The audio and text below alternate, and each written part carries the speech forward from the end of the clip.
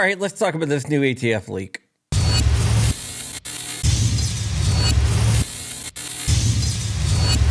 What's up, Wolverines, and welcome back to my little piece of paradise known as John Crump News. Today we're going to be talking about a new leak provided to us by Gun Owners of America. GOA is one of my employers, and I work there as a special projects coordinator. What that means is I really do a lot of different things, and since they can't give me like 40 titles, they just give me one, and I just go off that one.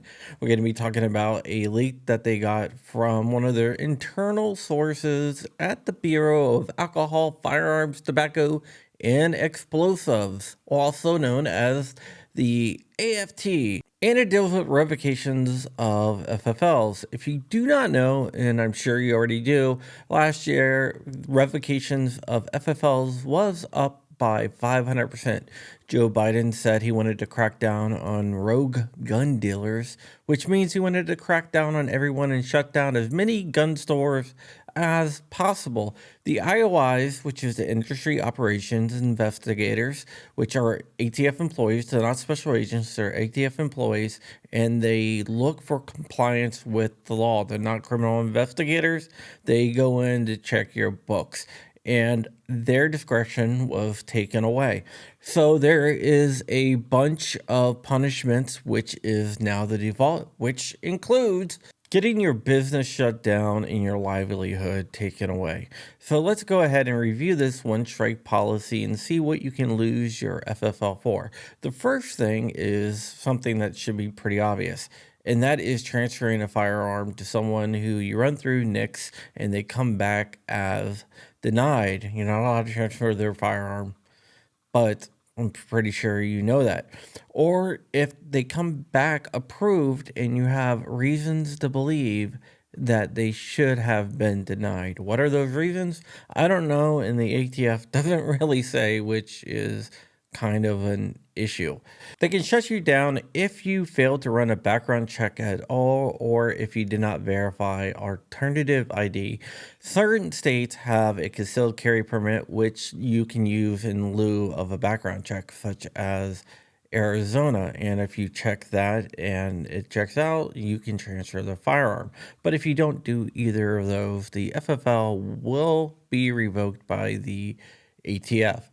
Also, if you do run a background check and you get approved and you transfer the firearm 30 days after that background check comes back, then that is a no-no. You have to run a new background check, and this also includes consignments and pawn redemptions. Also, if you transfer a firearm before the 3-day waiting window, then you are in violation of the law and you will get your FFL taken away right away, which isn't good.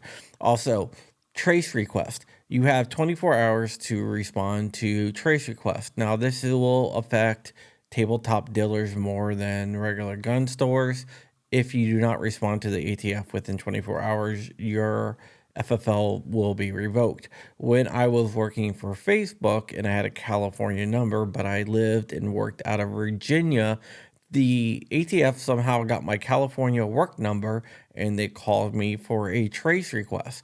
Now, I didn't get to it for like 3 days because I don't check my California number when I had a California number. But when I saw it, I called them back. I was like, where'd you get this number from? And they were like, I don't know. But I did the trace request and everything was okay. Now, if that would have happened, my FFL would have been revoked and that would have shut down my gun store, which I had other people running, so I wasn't even running it. It was ran by another person and I had employees and everything, and they all would have lost their jobs. Now, another thing that will affect tabletop dealers is the inspection times. When you fill out an FFL application, you have to specify business hours. Even if you only are going to work by appointment only, you have to put down business hours. And during those hours, the IOIs can show up and demand access to your premises. No matter if you're closed or not, you have to let them in. Now, if for some reason, like you work for appointments only and they show up during those hours and you can't let them in, or you're busy doing something else, you will get your FFL revoked immediately, which is not good for tabletop dealers.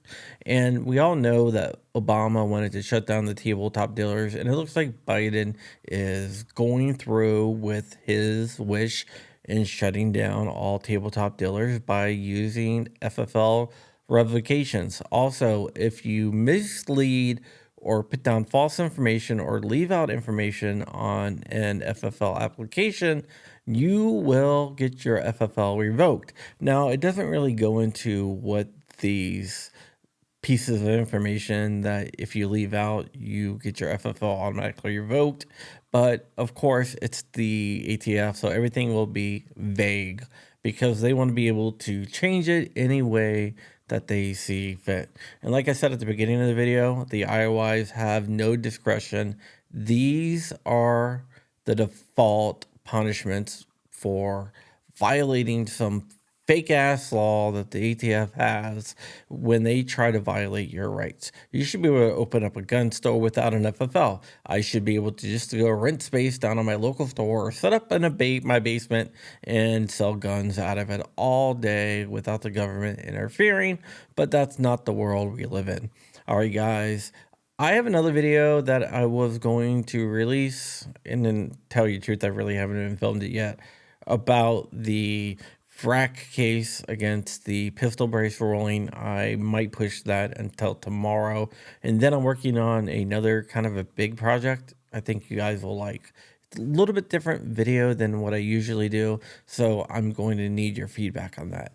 So remember, like, comment, and subscribe. It really, really helps magnify my voice, and I hit a wall with subs, and I really, really need to grow. So if you're not subscribed, go ahead and subscribe. I would love you long time if you do. And remember, stay ever vigilant, stay ever free. Keeping the fight. I'm out of here. Wolverine's mother.